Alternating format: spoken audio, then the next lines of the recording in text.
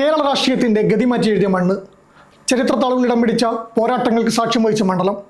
വീണ്ടും ഒരു നിയമസഭാ തെരഞ്ഞെടുപ്പിന് നിയമമൊരുങ്ങുമ്പോൾ ആകാംക്ഷയുടെ മുൾമുന്നിൽ നിൽക്കുന്നത് കേരളം മുഴുവനാണ്.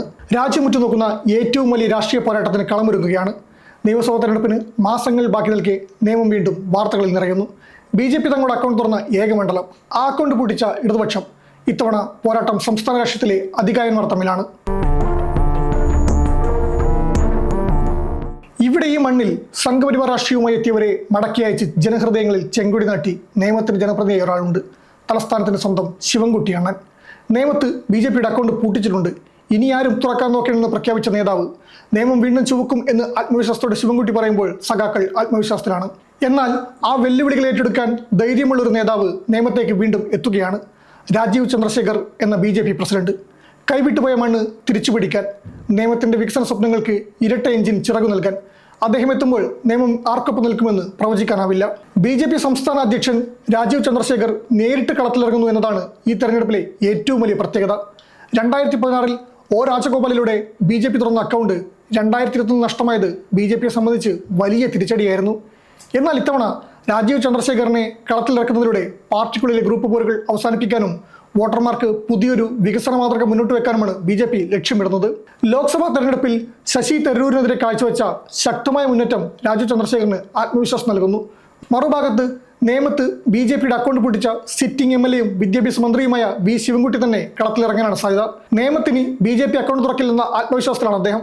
മണ്ഡലത്തിൽ നടത്തിയ വികസന പ്രവർത്തനങ്ങളും രാഷ്ട്രീയമായ സ്വാധീനവും LDFന് വലിയ കരുത്താണ്. ഈ പോരാട്ടത്തിൽ UDF ആരെ ഇറക്കുമെന്നത് നിർണായകമാണ്. കഴിഞ്ഞ തവണ K മുരളീധരനെ ഇറക്കി ശക്തമായ ത്രികോണ മത്സരം കാഴ്ചവെച്ചെങ്കിലും 3ാം സ്ഥാനത്തേക്ക് പോയത് UDFനെ ഞെട്ടിച്ചിരുന്നു. ഇത്തവണ ഒരു കരുത്തനായ നേതാവിനെ ഇറക്കി മണ്ഡലം തിരിച്ചുപിടിക്കാനാണ് കോൺഗ്രസിന്റെ നീക്കം. UDF പിടിക്കുന്ന ഓരോ വോട്ടും ഫലം നിർണ്ണയിക്കുന്നതിൽ നിർണായകമാകും. സാക്ഷാൽ VD സതീശനെ തന്നെ നിയമത്ത് മത്സരിക്കാൻ ശിവൻകുട്ടി വെല്ലുവിളിച്ചിട്ടുമുണ്ട്. കഴിഞ്ഞ തദ്ദേശ തെരഞ്ഞെടുപ്പിലെ കണക്കുകൾ BJPക്ക് അനുകൂലമാണ്. തിരുവനന്തപുരം കോർപ്പറേഷനിലെ നിയമ മണ്ഡലത്തിൽ ഉൾപ്പെടുന്ന 27 വാർഡുകളിൽ 17ഇടത്തും BJPയാണ് ജയിച്ചത്. LDFന് 5 വാർഡുകളിൽ മാത്രമാണ് ജയിക്കാനായത്. 7913 വോട്ടിന് ലീഡാണ് NDAക്കുള്ളത്. 2024 ലോക്സഭാ തെരഞ്ഞെടുപ്പിൽ തിരുവനന്തപുരത്തെ സ്ഥാനാർത്ഥിയായിരുന്ന രാജീവ് ചന്ദ്രശേഖറിന് ഏറ്റവും കൂടുതൽ വോട്ട് കിട്ടിയത് നേമത്ത് നിന്നായിരുന്നു. 61,227 വോട്ടാണ് രാജീവിന് കിട്ടിയത്.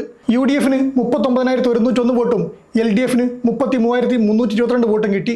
22,126 വോട്ടിന്റെ ലീഡാണ് BJPക്ക് അന്നുണ്ടായിരുന്നത്. എന്നാൽ നിയമസഭാ തെരഞ്ഞെടുപ്പിലെ രാഷ്ട്രീയം വേറെയാണ്. 2016 കേരളത്തെ ഞെട്ടിച്ചുകൊണ്ടായിരുന്നു BJPയുടെ മുതിർന്ന നേതാവ് O രാജഗോപാൽ നേമത്ത് താമര വിരിച്ചത്. അന്ന് അദ്ദേഹം നേടിയത് 67,813 വോട്ടുകൾ. സിറ്റിംഗ് MLA ആയിരുന്ന V ശിവൻകുട്ടിയെ 8,671 വോട്ടുകൾക്കാണ് രാജഗോപാൽ പരാജയപ്പെടുത്തിയത്. കോൺഗ്രസ് പിന്തുണയുള്ള UDF സ്ഥാനാർത്ഥി വെറും 13,860 വോട്ടുകളുമായി 3ാം സ്ഥാനത്തേക്ക് പിന്തള്ളപ്പെട്ടത് വലിയ രാഷ്ട്രീയ ചർച്ചകൾക്ക് വഴിവെച്ചു. എന്നാൽ 2021 ചിത്രം മാറി. BJPയുടെ കോട്ട തകർക്കാൻ ഇടതുപക്ഷം ഇറക്കിയത് V ശിവൻകുട്ടിയെ തന്നെ. കുമ്മനം രാജശേഖരൻ BJPക്കായും K മുരളീധരൻ കോൺഗ്രസിനായും അണിനിരന്നതോടെ പോരാട്ടം കടുത്തു. 55,837 വോട്ടുകൾ ശിവൻകുട്ടി നേടിയപ്പോൾ കുമ്മനം രാജശേഖരൻ ലഭിച്ചത് 51,882 വോട്ടുകൾ. മുരളീധരൻ 36,501 വോട്ടുകൾ പെട്ടിയിലാക്കി.